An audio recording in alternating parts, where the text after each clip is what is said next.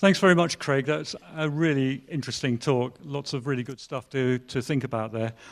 Our next speaker is Ben Hart, and Lorienne Riddle, who was going to be joining him, can't be here. But Ben is a natural capital specialist and a chartered energy manager with 16 years' experience of sustainability, carbon, natural capital, that sort of thing. He leads the operations of the Nattergal site. So he'll probably tell you about Nattergal, so I won't tell you about Nattergal. And then nature restoration projects. And his talk is on the Boothby Wildland, an example of public-private nature finance and a model for rewilding. Thank you very much. Can I check you can hear me at the back? Yes, okay, fantastic. So yes, hello everyone, my name is Ben. I am the head of operations at Nattergal, as we've explained. My colleague Lorienne was supposed to be with us today, and unfortunately couldn't make it, she was ill, so we would have had another female speaker, but next time. And I'm conscious I'm all that stands between you and a queue for coffee, so I'll try and make this fast.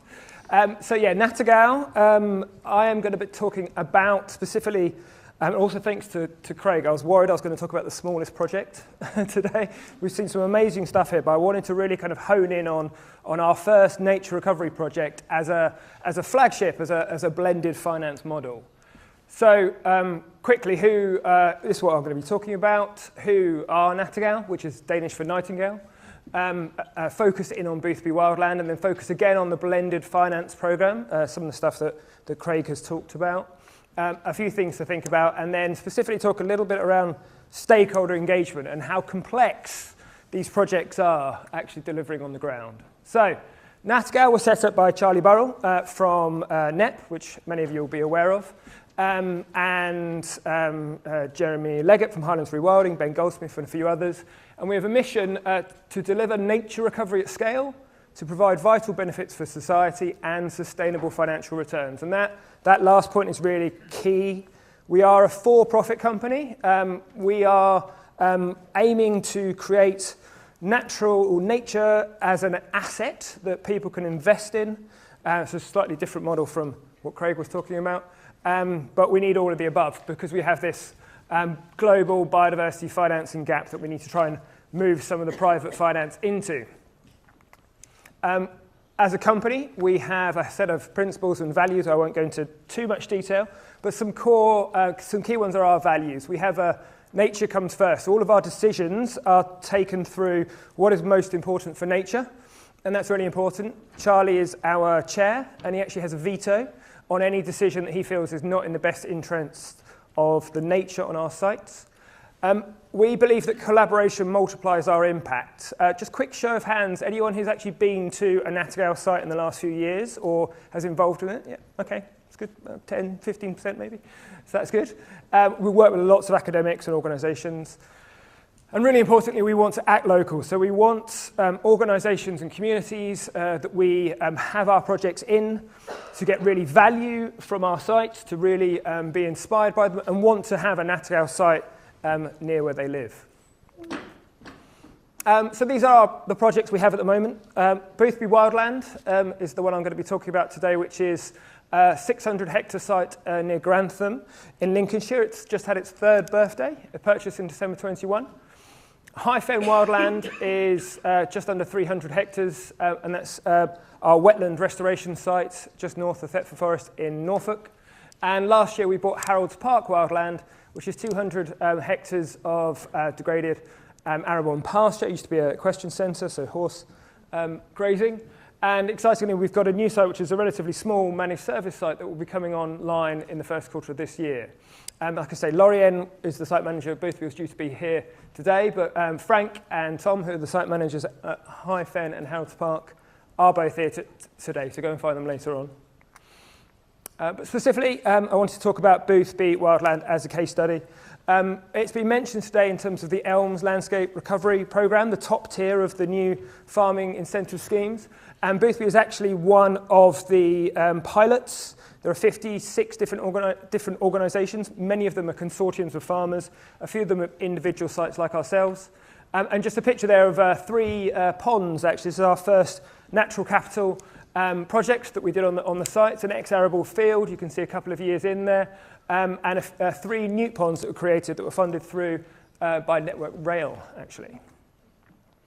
So this was Boothby when we bought it. As you can see, it's very much an arable piece of land in an arable part of the UK.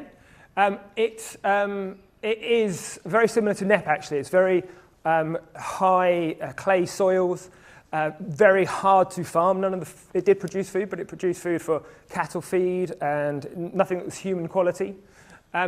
You can just about see at the top there is a field that's separated by a road along the top, and then there's a few fields along the bottom, and then we have the two main areas here of our kind of big rewilding blocks with the road in the middle again. And in the middle there is Ingoldsby Wood, which is not ours, but it's Forestry England. And we have been transitioning over the last 3 years. Last September, we took a third of the site out of arable production for 3 years. And last September was our last harvest. And we've moved into our rewilding system. So this is our vision in 30 years' time. You can see Ingoldsby Wood there has become a seed source and spreads out into the rewilding, recovering fields. The land at the top that was separated by the road, we're actually doing a woodland restoration project funded through Biodiversity Net Gain and UCO, the Woodland Creation Scheme. And really excitingly, you can just about see here, this is officially the West Glen River. Everyone who's been to site knows that it's a ditch. And that's the big focus of our landscape recovery project. It's about 2 kilometres of river restoration. And excitingly, we have a license to release beavers in the entire block. So we're going to fence the entire block. It's about 200 hectares. And we've been told when that happens, that's going to be the largest beaver pen in the UK. So you can see very exciting vision of what we're trying to achieve. And why are we doing this? So this is just an example of the ditch, the West Glen ditch that we have. The water goes through here, and you can see this is a drainage map that we inherited from the previous owner. And the only way they could actually farm this land was to put drains under every single field, drain the water straight into the ditch and straight out of the site into the local community. So this is literally just off the edge of our site. You can see there's hamlets, there's houses around here. So these guys are really on board with our river restoration plans and keep telling us the beavers can't come fast enough. So specifically, I want to talk about blended, what is a blended public-private finance. Some of the stuff that has been mentioned across the day, we're actually doing, which is really exciting. So we are going to be the first landscape recovery project that signs. We've been ready to sign for a while. We actually have a contract now. It's funded, obviously, through DEFRA and working very closely with colleagues at Natural England.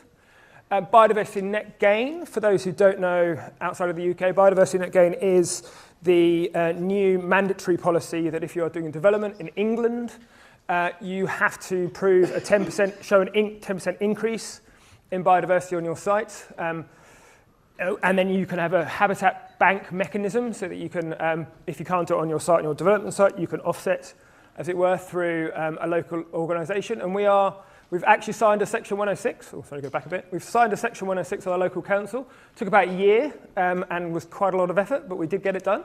And we have actually had some trades completed. We've sold some biodiversity net gain units, which was very exciting in December. We also have looked at charismatic carbon. So carbon credits with all of the biodiversity benefits and all of the community benefits and everything else bundled in, and obviously creating a nice price. So last year we had an international sale at 100 euros a tonne to an organisation called Nattergal in Belgium, I believe. And we are well placed on voluntary biodiversity credits. We think this market is slightly further away, but we think this is going to be very exciting as it gets going. So this is essentially what our kind of public-private finance income streams are at Boothby. And what does that actually mean? So we've been working over the last couple of years. We've had some initial funding from Landscape Recovery, and we've identified a 30-year programme. We're working for 100 years, but we have to think in a 30-year timescale. And we've essentially identified a whole set of project costs. That's capital costs, that's fencing and so on and so forth. But a large part of it is actually people. As a farm, Boothby had about 1.5 people employed. The half a person drove the combine in the summer. We've already doubled that. We have a site manager, Lorienne, who can't be here. Lloyd is our ranger, and Lizzie is our part-time communities coordinator. And actually, through the support of landscape recovery and all the rest of the blended finance model, we're hoping to double that again over the next few years. We'll have a stock person to manage the animals as we bring them on. We're looking to get an education officer who's going to work with local schools, and another ranger. So we can see how the rewilding is bringing jobs back to this community.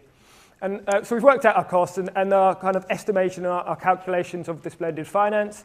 You can see the landscape recovery provides some capital payments for fencing and so on and so forth, and then some ongoing OPEX. The biodiversity net gain income and the carbon income over that 30-year period is the bulk of what we're hoping to achieve. And we're also exploring other things, renting out the barns, wild meat, ecotourism, everything else that everyone's been thinking about. And that's fundamentally blended finances. We have our costs and we're hoping to bring in multiple income streams that will cover the costs and, importantly, provide a return to the investors so that they are excited about the project and they want to invest more money in future projects and future nature restoration. Some of the things we are thinking about, obviously, a lot of the initial funding and the work that we've done has been focused on our baselines. And as I've mentioned, sort of biodiversity and carbon, I'm not going to go through all of those things, but just to give you an idea of all of the stuff we've been doing, all the work we've been collecting on site, and just a selection of some of the academic organisations and other entities we've been engaging with. There's a lot more than that, but it can get quite a busy slide if I put them all on. And I just wanted to spend a few minutes talking about how this gets together, because it is really complicated and there's a lot of things to juggle. Landscape recovery is a good way of showing that. So landscape recovery is we had some funding for 2 years, and we're now negotiating our 30-year plan. And in order to get to that point, we had to write 86,000 words across 6 different plans. So I've talked about the monitoring and evaluation, land management plans, obviously, stakeholder engagement plans, very important, and site access plans. We're actually going to be looking at adding another 6 kilometres of access and footpaths and bridleways in collaboration with our local community. In order to do the blended finance plan, as I've mentioned, we kept it very simple. We focused on charismatic carbon and biodiversity net gain. In order to do that, we had to do all the baseline work and look at all, and then identify a selection of interventions. I've mentioned some of the things, with obviously breaking land drains, woodland creation, river restoration. Obviously, we need to fence everything. In order to do that, there is an awful lot of paperwork. I'm not going to go through the paperwork, there's too much of it. But you can see all of the different kind of things that we have to do just to deliver this 600 hectare project in Lincolnshire. As well as all of that, we have to manage and tender for appropriately and manage all of the suppliers that are working with us and delivering with all of this. We obviously have to keep everyone engaged and do stakeholder meetings and communicate with everyone. And then we have to actually sell the credits. So I was just trying to visualize how complex it all is and bringing it all together. And we're very proud of the team that we've got that are managing to move everything through and deliver this. I asked one of my colleagues just to write a list of all the different stakeholders we've had to engage with. As you can see here, there's more here, but that's the kind of headlines of what we're trying to work with. The 3 key agencies, the Environment Agency, the Forestry Commission, and the Natural England, are the ones that it's really important to get on board very early. We've done great work with them, but they're the consents and the permissions we need to do to achieve all the different things.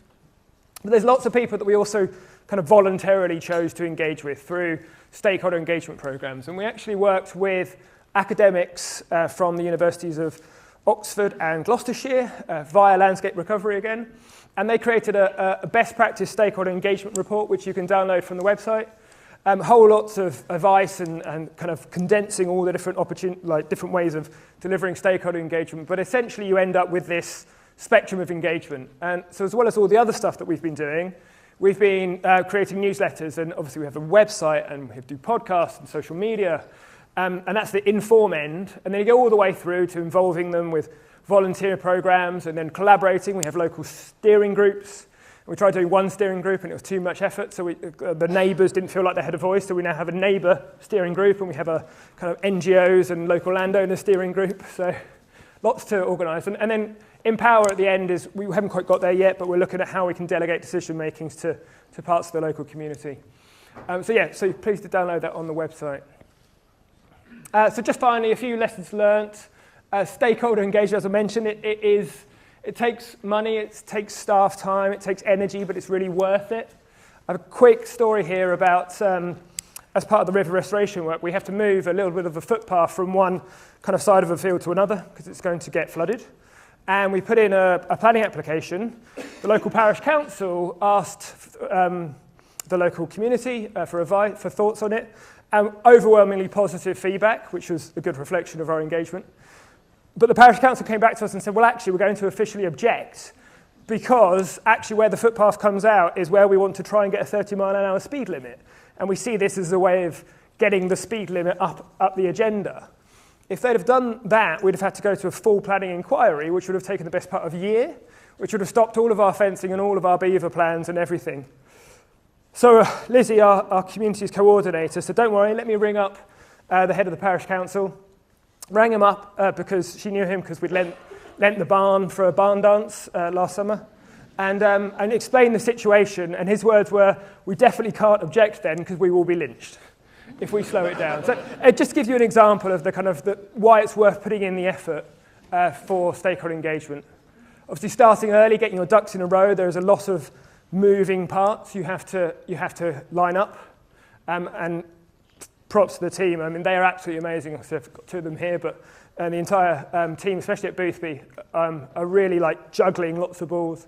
And everything does slip as well, which is really important to build into the timelines. And finally, seasonality. Our biggest challenge at the moment is waiting for permits so we can do fencing, so we can plant trees, and the planting season is over in the next few months. So kind of lining everything up is a real challenge. And I think that's everything from me. So yeah, if you're interested, there's another QR code there which goes to our newsletters. You can send emails.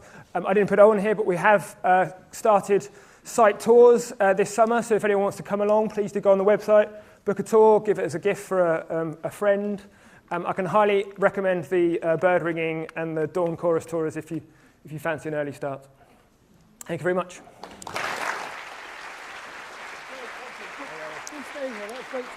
Okay, cool.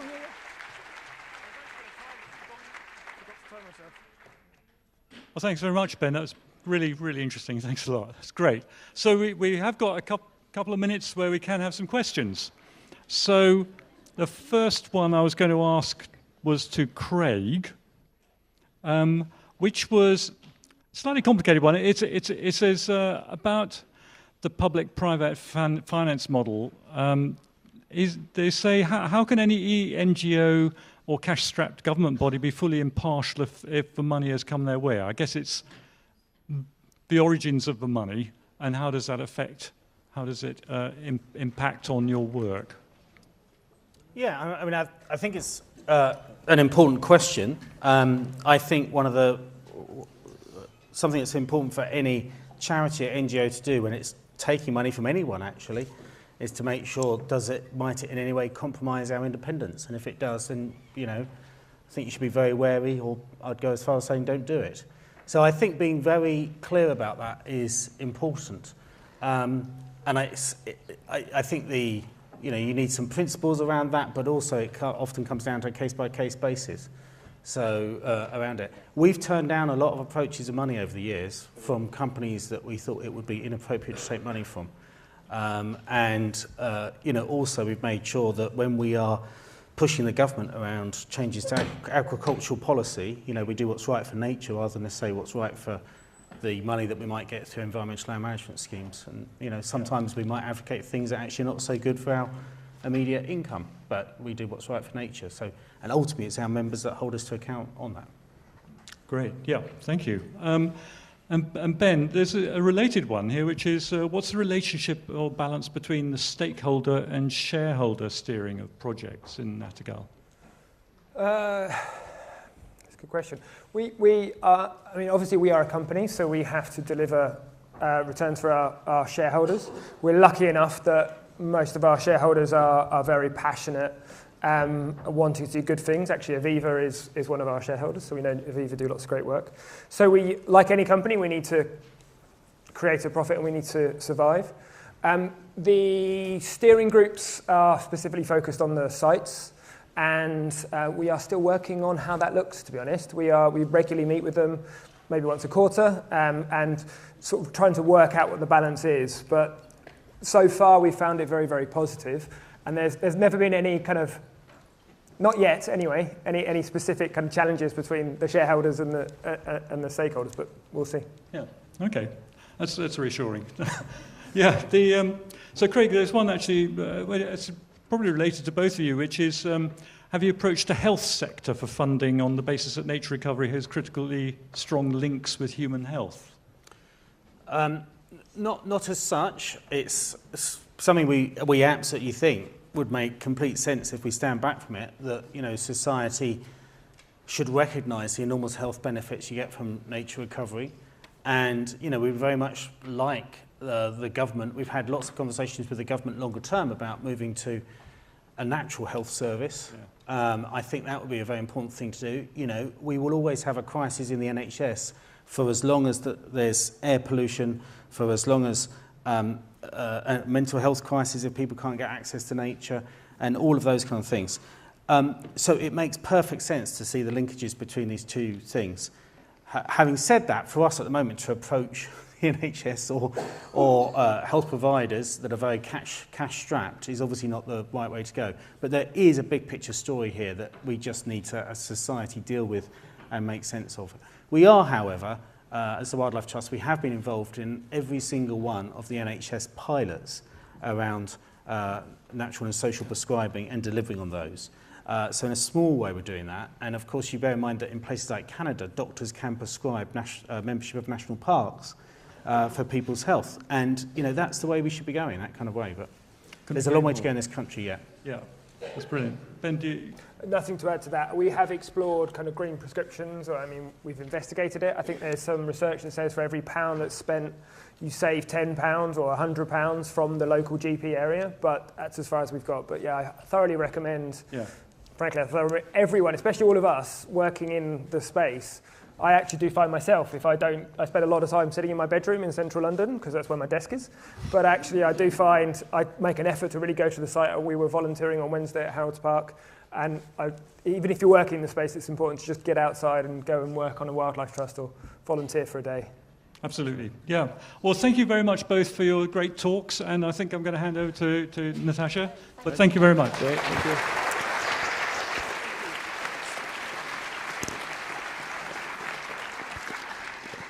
And thank you very much to Humphrey for stepping in at the very last minute to chair because Charlie Burrows can't make it.